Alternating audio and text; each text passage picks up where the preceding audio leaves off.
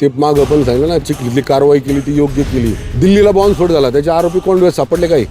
एक आरोपी मुशीमध्ये सापडला. विचारा त्याच्या संदर्भात विकास सुद्धा झाला पाहिजे या शहराचा. आणि तो विकास फक्त तात्पुरता नाही, निवडणूक आले म्हणजे हे करतो ते करतो तसं नाही.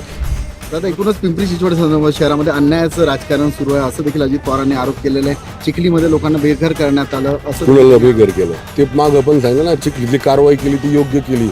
आत्ता बघा परवाच्या 1 तारखेला 31 तारखेला आम्ही 4-5 बांगलादेशी तिथे दिलेत ठेवून, पोलिसांच्या ताब्यात दिले.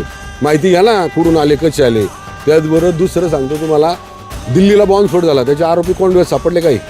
एक आरोपी मुशीमध्ये सापडला. विचारा त्याच्या संदर्भात कसं काही आला आरोपी. अहो या गोष्टी थोडं फक्त आहे ना, या शहरात मी राहतो, हे शहर सुरक्षित राहिलं पाहिजे. त्याबरोबर या शहराला विकास सुद्धा झाला पाहिजे या शहराचा. आणि तो विकास फक्त तात्पुरता नाही, निवडणूक आले म्हणजे हे करतो ते करतो तसं नाही. एक दिवसाचं समाधान नाही पाहिजे, कुठल्या 50 वर्षाचं समाधान पाहिजे लोकांना. कुठल्या त्या पिढ्या येणार आहेत त्यांनी म्हटलं पाहिजे, इथं जे राज्यकर्ते होते, भारतीय जनता पार्टीने जे राज्य केलं ते दूरदृष्टी ठेवून केलं. 1991ला खासदार झाले. आज ट्रॅफिक समस्या झाली. 91ला विचार केला तर ते झाल्याच त्या समस्या झाल्याच त्या ट्रॅफिक चाकणचं, हिंजवडीचं. आज जे शहर वाढतंय, 30 लाखाच्या पुढे गेलं शहर.